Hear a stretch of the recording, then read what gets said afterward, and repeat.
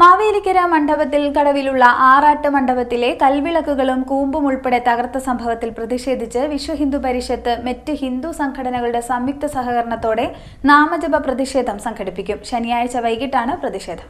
മാവേലിക്കര മണ്ഡപത്തിൻ കടവിലെ ആറാട്ട് മണ്ഡപത്തിലുള്ള കൽവിളക്കുകളും കൂമ്പും ഉൾപ്പെടെ തകർത്ത സംഭവത്തിൽ പ്രതിഷേധിച്ചുകൊണ്ട് വിശ്വ ഹിന്ദു പരിഷത്ത് മറ്റ് ഹിന്ദു സംഘടനകളുടെ സംയുക്ത സഹകരണത്തോടെ നാമജപ പ്രതിഷേധം സംഘടിപ്പിക്കുമെന്ന് ഭാരവാഹികൾ വാർത്താസമ്മേളനത്തിൽ അറിയിച്ചു.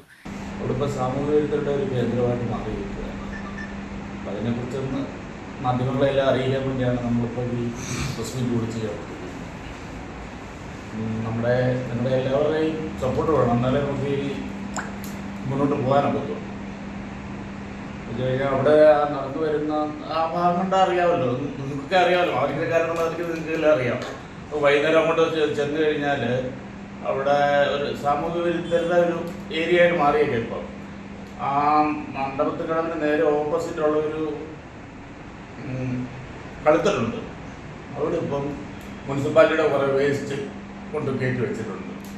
അതെന്ന് പറഞ്ഞാൽ യഥാർത്ഥത്തിൽ ഭഗവാന്റെ ആറാട്ട് അവിടെ വരുമ്പം അവിടെ രാജകുടുംബങ്ങൾക്കും ഭഗവാൻ എല്ലാവരും കൂടെ വന്നിരിക്കുന്ന ഒരു സ്ഥലമായിരുന്നു ആ കളത്തട്ട്. അതിപ്പോൾ വേസ്റ്റ് ഇടുന്ന ഒരു കേന്ദ്രമായിട്ട് മാറി. നമുക്ക് അത് തന്നെയല്ല, ഇപ്പം ആറ് നിരത്തി കുറച്ച് അങ്ങോട്ട് മാറി ഇപ്പം കുറച്ച് വിശാലമാക്കിയിട്ടുണ്ടല്ലോ. അതിൻ്റെ താഴേക്ക് നമുക്ക് ഇറങ്ങി ചെല്ലാൻ പറ്റുന്നില്ല. ചെന്ന് കഴിഞ്ഞാൽ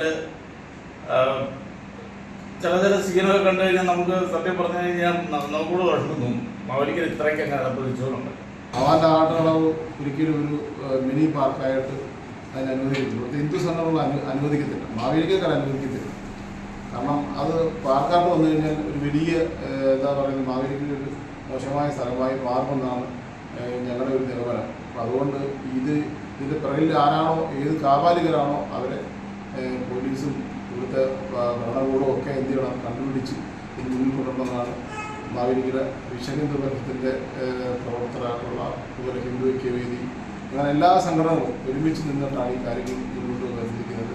അപ്പം വരുന്ന 14-ാം തീയതി 4 മണിക്ക് മാവേലിക്കര 18-ാം തീയതി 4 മണിക്ക് മാവേലിക്കര ശ്രീകൃഷ്ണസ്വാമി ക്ഷേത്രത്തിൽ നിന്നും മാവേലിക്കരയിലെ ഹിന്ദു പ്രവർത്തകർ മുഴുവൻ ആൾക്കാരും, കാരണം ഹിന്ദു എന്ന് പറയുമ്പോൾ നമ്മൾ അതിനകത്ത് ചില പ്രശ്നങ്ങളുണ്ടാകുമ്പോൾ എന്നിരുന്നാലും ബാക്കിയുള്ള എല്ലാ ജനങ്ങളും മാവേലിക്കര മുഴുവൻ ജനങ്ങളെയും ഉൾക്കൊള്ളിച്ചുകൊണ്ട് നാമജപ